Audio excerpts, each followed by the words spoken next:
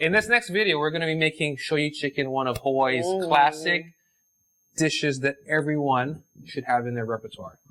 But what's so special about your Shoyu Chicken, Keone? Well, you know, I would say that you're going to find that the ingredients we're going to be using here today are pretty much the same or similar to the ingredients that most people will have in their recipe. But I think what we're going to be focusing on here is really the execution and the technique of the dish. And by focusing on a few of those things, that's really going to make the difference between a okay or an average recipe or dish and a really, really good one. So to begin with, we're starting with brown sugar and you're using soy sauce, right? Or shoyu.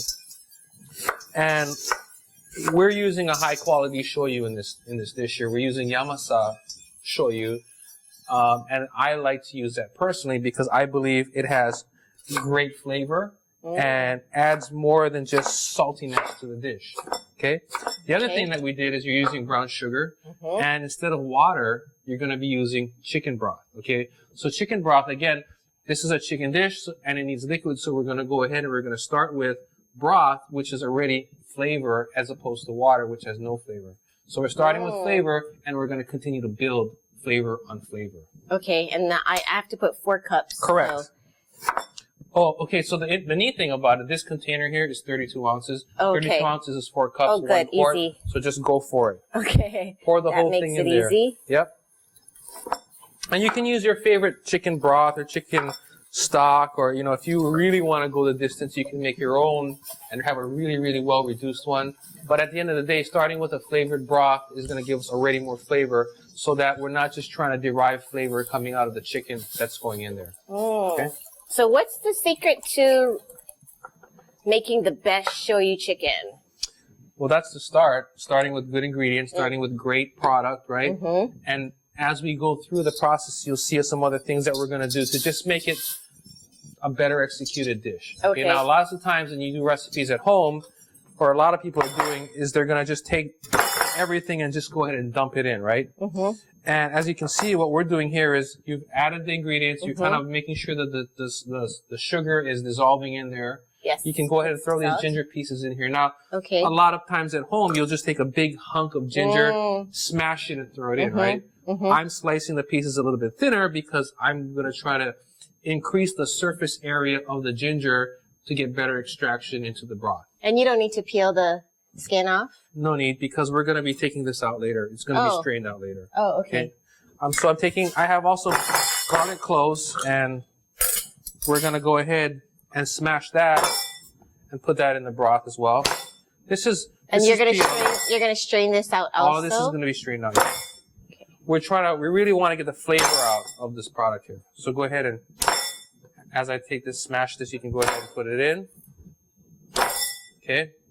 And then we put in the chicken. It goes in, yep. And all of that goes in there.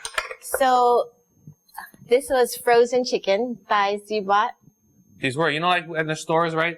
When you look at the ad and you get excited because, in the meat section, it has we have the box thighs for, I don't know, $2 or whatever the great price is. That perfect dish. This is one of those perfect dishes that come to mind for me when I'm getting ready to make this. And how did you defrost it? I took this and I left it on the counter until it was defrosted. Nah. So good question though. Defrosting, that's a very important point, right? I know that's what not to do. The best way to defrost this would be to buy it in advance, put it in your refrigerator for a few days until it defrosts under refrigeration, because that way you can make sure that it never is in the temperature danger zone for bacterial growth. So a few days? Yeah. 3 days. Now, if you need to do this quickly, what you want to do is take it out, put it in the sink under running water, or running cold water. Do not use the hot water, because you don't want the meat to come into the temperature danger zone, which is an environment. It's like Aruba for bacteria, right? It's vacation land. So make sure that you're not using the hot water and you're not doing it on the counter. I was kidding about that. Now, back to the flavor portion. So you've taken all the chicken pieces, you've put it into the broth that we're making here. Now, it is important that we didn't wait for the broth to come up to boil and then put the chicken in here. I want to put cold chicken in cold broth, and we're going to bring it up slowly, because as that happens, the impurities will start to come out. Okay. And as the impurities start to come out, we're going to go ahead and gradually strain those off. Mm-hmm. And that's going to help us give us a better product. Now, what we're going to do is we're going to bring this up to a boil. Mm-hmm. And as soon as it comes to a boil, we're going to turn it down as quickly as possible till it's very, very gently simmering. It's on high. Yeah, perfect. And what we want to do there is we want to very, very slowly cook this so that there's not a lot of liquid agitation. The liquid agitation is what would make the broth cloudy, and it's just too rough on the dish here. So Okay. those are some of the keys. And essentially what we're doing is we're making sort of a braise. And a braise is a moist method cooking technique where you're taking usually tougher cuts of meat and you're slowly cooking them in a moist environment, i.e., in this case, a liquid, for a longer period of time so that we can tenderize the product and then imbue flavor into it. Okay. So we'll be back. So what we did was we brought it back up to the simmer, right? And then, or we brought it to a boil, brought it back to the simmer. And as it's been very slowly simmering, we've been skimming it to get all the impurities off and all the fat that comes out from the skin. And then what we did is we've done it very, very gently, and we've gone until the pieces are tender. And the way you can tell they're tender is you use a fork and you push into the thick, fleshy part of the thigh. And when the thigh gives easily to the fork, also known as fork tender, you know that the piece is done, okay? And it took about 35 minutes, but it varies based on the size of the chicken and your stove. There's a lot of variables. So you check in about 35 minutes, but you decide, depending on how it gives with the fork, if you need to go longer, okay? So Cheryl's taking all the pieces out, and they look really nice. If it's stuck, then you go longer. If it's too tough. If it's really, if it's tough, then you just go a little bit longer. You go another 5 or 10 minutes, and then you check. But at 35 minutes, you want to start checking more frequently in smaller intervals because you're almost done. You just need to get it to that point of being finally done. Okay. Okay? Now, what we're going to do is, all the chicken's out. I'm going to strain the sauce here into a smaller pan, and then we're going to thicken it a little bit, okay? So, I want to just pull this off real quick. I don't think I ever had shoyu chicken where you thicken the sauce. And what was I just eat it like this. And what was the first question you asked me in the beginning? Why is this shoyu chicken dish so special? And how do you make the best shoyu chicken? There you go. So here we go. We're going to put this in here.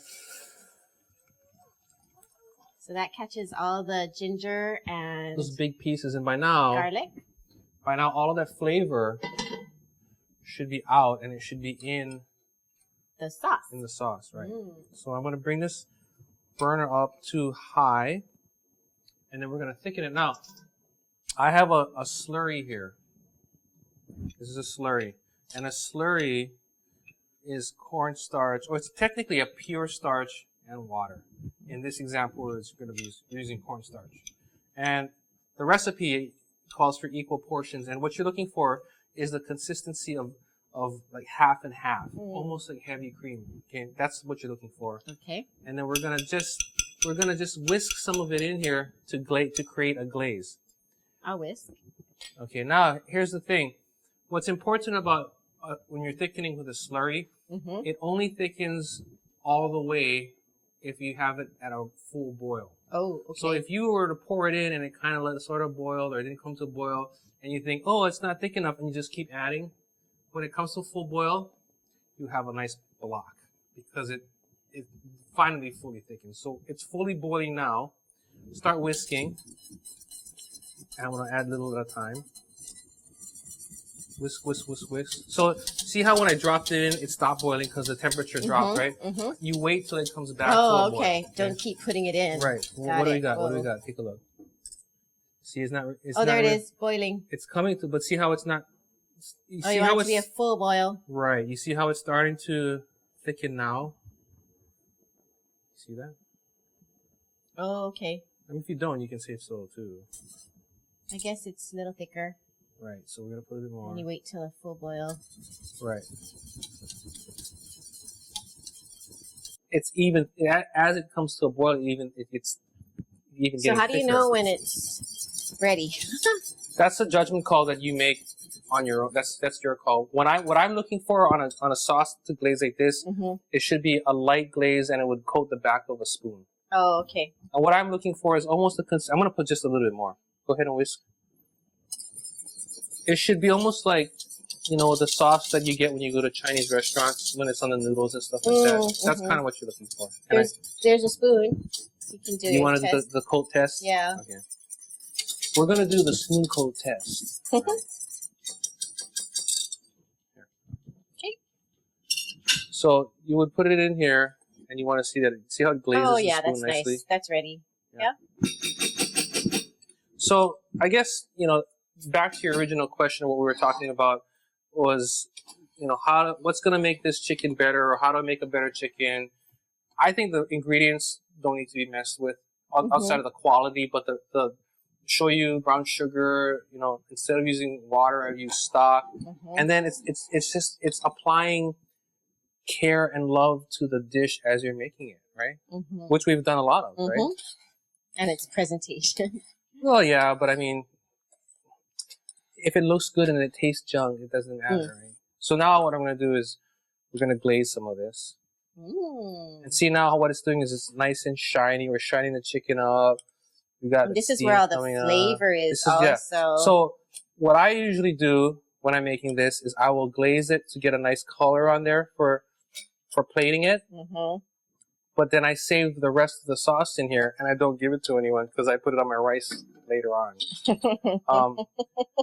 I'm going to put some green onions on here so we have a nice pretty dish.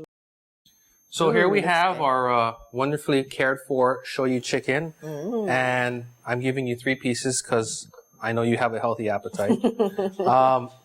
But here it is. You know, we've got it with, of course, some macaroni salad and some furikake on a couple scoops of rice. Yum. For this great recipe and more, visit us at Foodland.com.